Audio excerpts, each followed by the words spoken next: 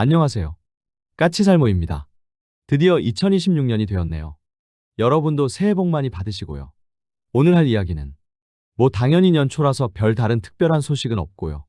그래서 오늘은 요즘 우리나라의 방산 분야에서 가장 문제가 되고 있는 KF-21과 FA-50의 공대공 미사일 문제를 어떻게 해결할 건지 이야기해볼까 합니다. 그 중에서도 제가 계속 주장하는 게 염가형 공대공 미사일의 개발인데요. 그런데 제가 이 이야기를 하면 사람들이 항상 하는 이야기가 해공 함대공 미사일을 공대공용으로 만들면 된다는 이야기입니다. 물론 한 5년 전이라면 해공을 공대공용으로 만드는 게 가장 현명한 방법이었겠지만 지금은 그렇지 않습니다. 그래서 지금 시점을 기준으로 과연 우리가 염가형 공대공 미사일을 어떻게 개발해야 할 건지 이야기해볼까 합니다. 그 전에 앞서서 제가 저번에 우리 해군에서 하이코어 극초음속 미사일을 도입하기로 했다고 이야기했었는데요. 해군의 말에 따르면 이 사업은 2027년부터 본격적으로 시작된다고 합니다. 한마디로 2027년부터 본개발에 들어가서 2030년대 초가 되면 실제로 함선에 탑재 가능한 극초음속 함대함 미사일이 나오는 것입니다. 그런데 그때 저는 이 미사일의 사거리는 500km이고 앞으로는 이 미사일을 위해서 제점화 기술을 개발할 것이기 때문에 사거리가 대폭 늘어날 거라고 이야기했는데요. 그래서 어떤 분이 저에게 그럼 그 먼 거리에 있는 적을 어떻게 포착하냐고 질문을 해주셨습니다. 당연히 사거리 500km가 넘어가면 우리 해군이 운용하는 대잠 초계기로는 포착하지 못합니다. 그리고 목표를 포착하기 위해서 유인 항공기가 접근하게 되면 요즘은 중국이나 일본도 초장거리 대공미사일을 보유하고 있기 때문에 초장거리 대공미사일에 의해서 우리의 유인 항공기들은 공격을 받을 수도 있습니다. 그래서 지금 많이 사용하는 방법이 해상작전용 무인기와 그리고 정찰 위성입니다. 실제로 이미 중국은 전지구 단위의 해상정찰 위성망을 구축을 했고 일본도 초소형 정찰 위성을 올려서 초소형 정찰 위성으로 중국 함대의 움직임을 파악하게 됩니다. 그럼 우리는 초장거리에 있는 목표를 어떻게 파악하냐라고 했을 때 우리도 일본과 마찬가지입니다. 우리도 정찰 위성을 통해서 목표를 포착하게 되는데요. 우리가 멀리 떨어져 있는 해상에 존재하는 목표를 포착하는 용도로 사용하는 위성은 바로 초소형 정찰 위성입니다.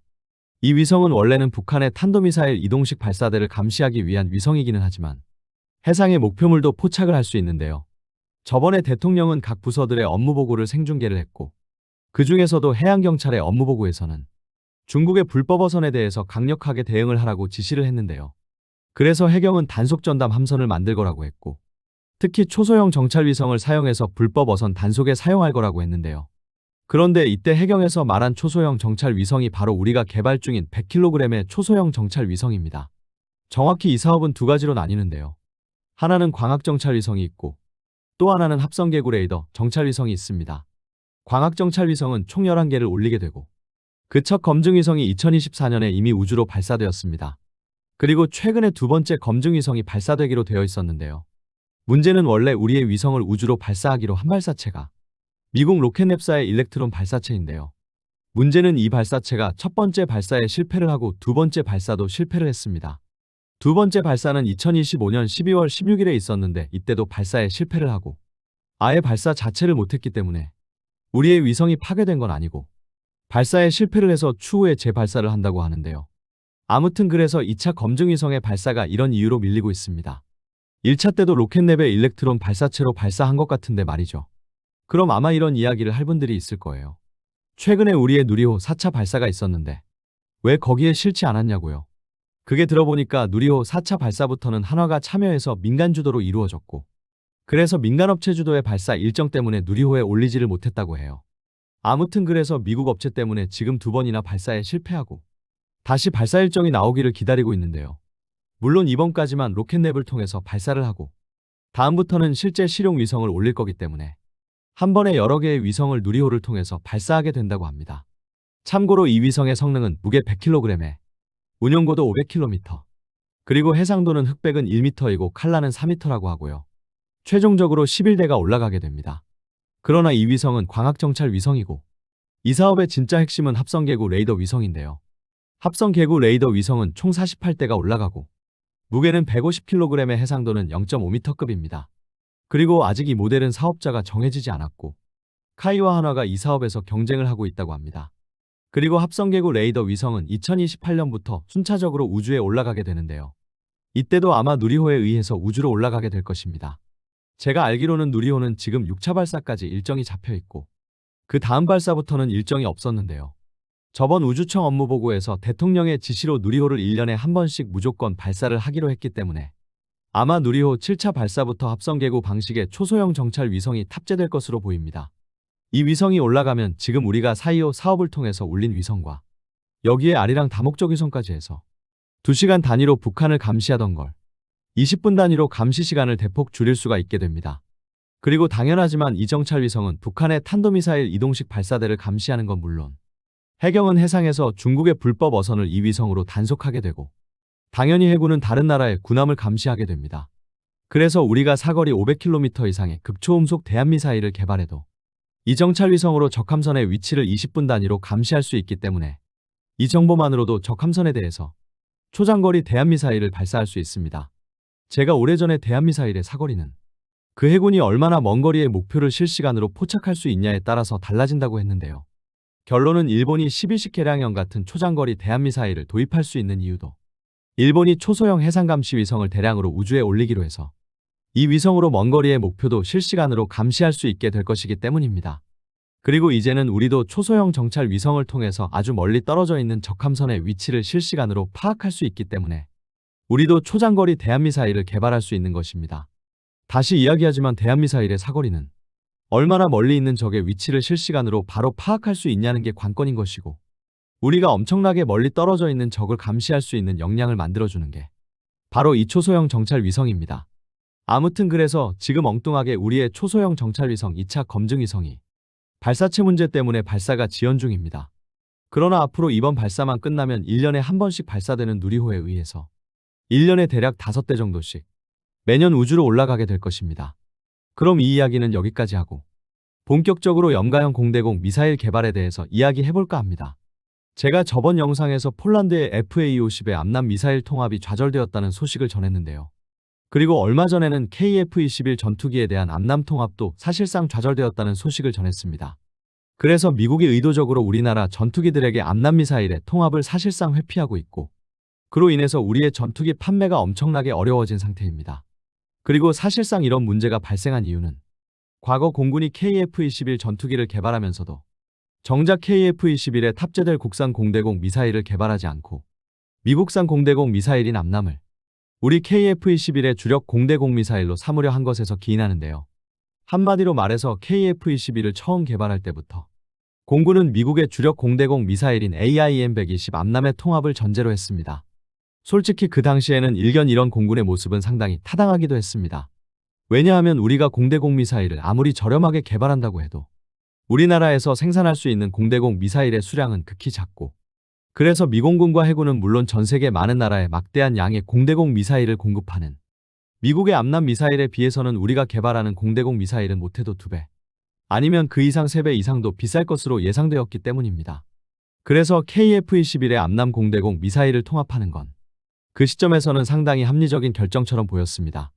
그러나 이런 공군의 행동이 얼마나 어리석었는지는 지금 우리 모두가 보고 있습니다. 결론은 미국 업체들은 자신들의 공대공 미사일을 일종의 우리의 항공산업을 공격하는 무기로 사용하고 있습니다. 그래서 현재 우리는 무척 곤란한 상태인데요.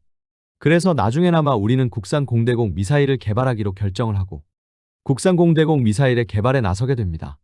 참고로 국산 장거리 공대공 미사일의 개발은 올해인 2026년부터 시작이 되고 미사일 자체의 개발은 2033년까지이지만 문제는 지금 우리의 장거리 공대공 미사일은 국방과학연구소에 의해서 세계 최강급인 미티어와 동등한 성능의 덕티드 램제트 방식의 미사일을 개발할 것을 요구받고 있고 그래서 미사일의 개발은 2033년에 끝나지만 이 미사일을 전투기에 탑재해서 시험을 하고 실제 개발이 끝나는 건 2038년입니다. 그런데 문제는 이 미사일은 덕티드 램제트 방식의 미사일이고 덕티드 램제트라는 건 엄청나게 개발이 어렵고 그래서 실제로 현장의 개발자분들은 말은 2038년까지 완성이라고 하지만 사실상 언제 개발이 끝날지는 아무도 장담을 못한다는 것입니다. 그래서 잘못하면 우리의 장거리 공대공 미사일의 개발은 2040년이 넘어갈 수도 있습니다. 한마디로 말해서 언제 개발이 끝날지 모른다는 뜻입니다.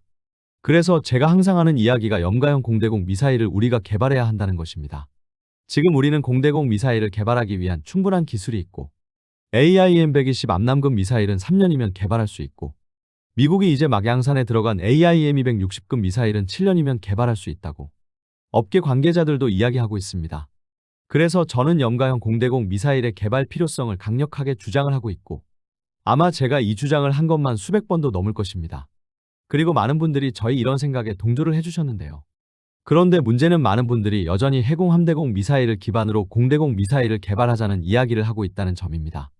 물론 한 5년 전이라면 저도 여러분과 같이 해공을 기반으로 공대공 미사일을 개발하자는 이야기를 했겠지만 지금 시점에서는 아니라고 봅니다.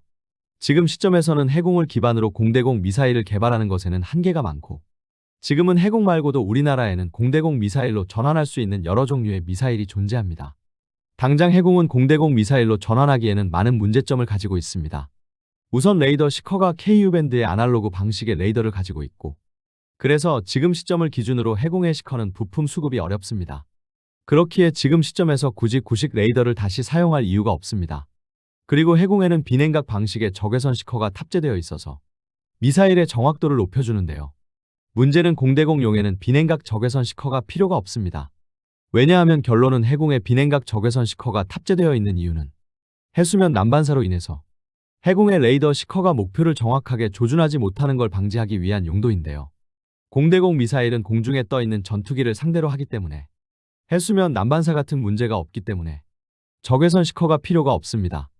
그리고 요즘 우리나라에서 개발 중인 최신 미사일들에는 KA-밴드 A사 레이더 시커가 탑재되어 있고, 그리고 이 시커의 해상도는 기존 KU-밴드 시커에 비해서 월등하기 때문에 바다에서 사용한다고 해도 더 이상 적외선 시커가 보조용으로 필요하지도 않습니다. 그래서 해공을 공대공용으로 사용하게 되면 적외선 시커는 필요 없는 짐덩어리에 불과합니다. 그럼 해공 말고 우리가 당장 공대공 미사일로 사용할 수 있는 미사일은 무엇이 있을까요? 당장 3가지 정도가 있는데요. 정확히는 여러분들이 모르는 한 종류까지 해서 4가지입니다. 우선 첫 번째는 천공투 미사일이 있습니다. 이 미사일은 북한의 탄도미사일을 방어하기 위해서 태어난 미사일이고, 그래서 측추력 장치까지 있어서 엄청난 기동성을 가지고 있습니다. 그러나 이 미사일은 여전히 해공처럼 구식인 KU-밴드 시커를 사용하고 미사일이 지나치게 크다는 단점을 가지고 있죠. 그리고 그 다음이 LSM 항공기 요격 미사일입니다. 이 미사일은 이중펄스 로켓을 가지고 있고, 그래서 최대 사거리가 200km가 넘기 때문에 아마 공대공용으로 만들면 사거리가 300km가 넘어갈 것이고, 그래서 적군의 조기 경보기를 장거리 요격하는 게 가능할 것입니다. 실제로 미 해군에서도 함대공 미사일인 SM-6 미사일을 바탕으로 공대공 미사일을 개발해서 배치를 했기 때문에 우리도 SM-6처럼 LSM 항공기 요격 미사일을 장거리 공대공 미사일로 만들자는 의견도 있지만, 문제는 분명 이 미사일로 장거리 공대공 미사일을 만들 수는 있지만 어디까지나 적의 조기 경보기 등을 위협하는 초장거리 공대공 미사일로서 사용 가능하다는 거지. 이 미사일도 무게가 너무 무겁기 때문에 전투기의 주력 공대공 미사일이 될 수는 없습니다. 그리고 그 다음으로 생각할 수 있는 미사일이 LAMD입니다. 우선 이 미사일은 탄체 자체가 해공 함대공 미사일을 바탕으로 했기 때문에 미사일의 크기도 해공과 비슷하고, 그래서 당연히 전투기에 여러 발을 장착하는 게 가능합니다. 무엇보다도 이 미사일의 최대 장점은 바로 우리나라가 개발 중인 대공 미사일 중에서 처음으로 KA-밴드 방식의 A사 레이더를 탑재하고 있고, 또 가격이 발당 5억으로 엄청나게 저렴하다는 것입니다. 그러나 이 미사일의 사거리는 최대 요격 고도가 5km이고 최대 사거리가 7km로 짧은데요. 그러나 이 미사일은 기본적으로 해공의 탄체를 그대로 쓰기 때문에 이 미사일이 해공보다 사거리가 짧은 이유는 이 미사일과 해공이 요격해야 하는 목표의 종류가 달라서라고 보면 됩니다. 그래서 과거 해공을 공대공용으로 만들면 최대 사거리가 70km 정도 나올 거라는 예상과 마찬가지로 이 미사일도 공대공용으로 만들면 최대 사거리는 70에서 100km 정도 나올 거라고 저는 예상을 합니다. 아마 공대공용으로 전용했을 때 최대 사거리는 해공보다는 좀 더 길 것입니다.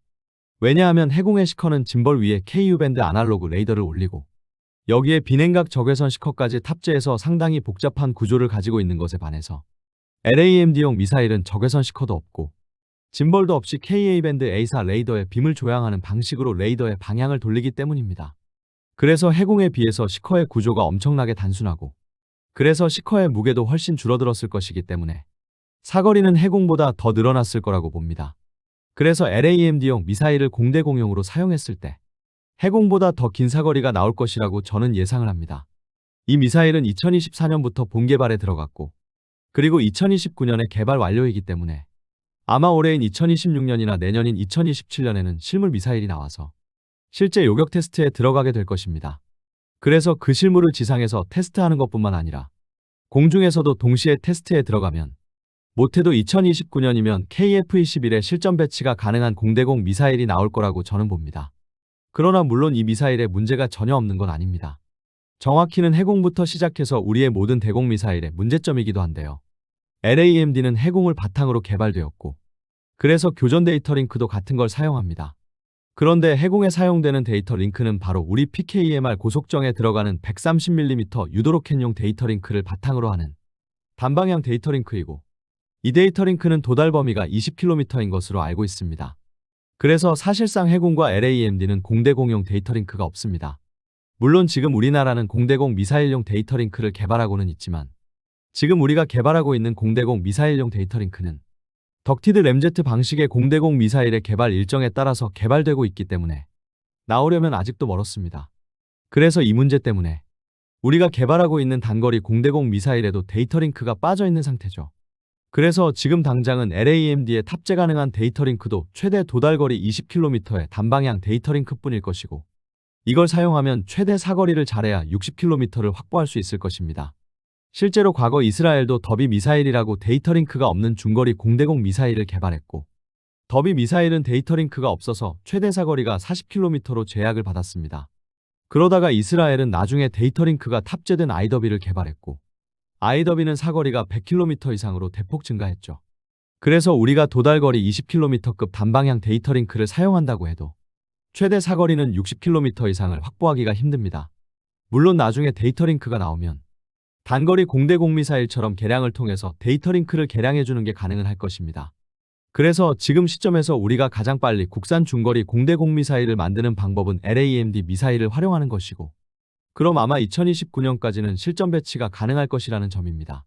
실제로 이 방법이 좋은 점 중에 하나가 LAMD는 대량의 미사일을 사용하는 시스템이고 그래서 우리나라는 이미 LAMD를 위해서 1000발 이상의 미사일을 생산할 생각이고 그로 인해서 발당 10억인 해공에 비해서 LAMD용 미사일은 발당 5억으로 가격이 엄청나게 저렴하다는 점입니다. 그래서 분명 이 미사일을 기반으로 공대공 미사일을 만들면 수출 시장에서도 충분히 가격 경쟁력을 가질 수 있을 거라고 저는 봅니다. 특히 이 미사일은 KF-21보다도 FA-50에 더 적합할 거라고 저는 봅니다. 어차피 FA-50은 기체의 크기가 작기 때문에 A사 레이더를 탑재해도 최대 탐지거리는 고작 해야 100km입니다.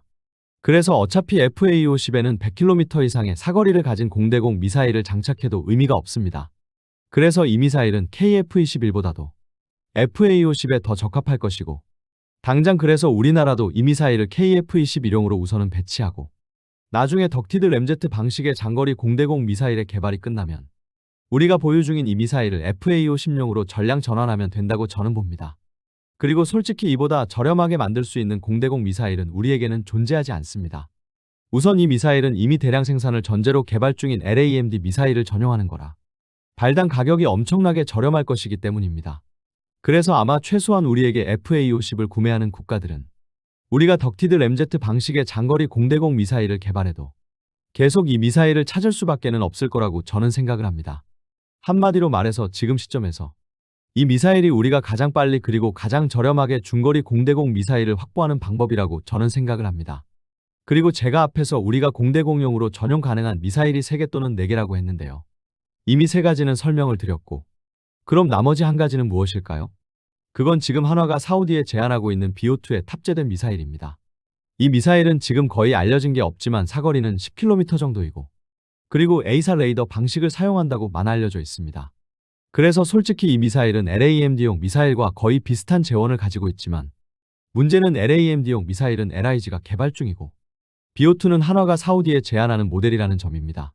그래서 한화가 LIG의 미사일을 사우디에 제안했을 리는 없고 아마 한화가 LAMD용 미사일과 비슷한 미사일을 독자 개발하고 있지 않나 하고 짐작만 해봅니다. 그래서 굳이 따지자면 이 미사일까지 해서 우리가 공대공 미사일로 전용 가능한 미사일은 총 4종류입니다. 결론은 이 문제의 핵심은 어떻게든 암람을 대신해서 KF-21과 그리고 FA-50 전투기에 탑재할 중거리 공대공 미사일을 하루라도 빨리 확보해야 한다는 점입니다. 그리고 그걸 위해서 우리가 꼭 직접 개발을 하지 않아도 된다고 저는 봅니다. 그러나 우리가 개발한다면 저는 LAMD를 기반으로 염가형 공대공 미사일을 개발하는 게 가장 좋다고 보고요. 분명한 건 언제 개발될지 모르는 세계 최강의 국산 장거리 공대공 미사일이 개발될 때까지 마냥 기다리고 있을 수는 없다는 점입니다. 그랬다가는 우리나라의 전투기 산업은 망할 수도 있습니다. 그래서 하루라도 빨리 이 문제에 대책을 세워야 한다고 봅니다. 그리고 우리가 만일 정말 염가형 공대공 미사일을 개발한다면 당연히 단 하루라도 빨리 시작하는 게 좋다는 점입니다. 지금 이 문제는 우리나라의 무기 수출에 있어서 가장 큰 걸림돌이라는 걸 잊어서는 안 됩니다. 이상 영상 봐주셔서 감사합니다.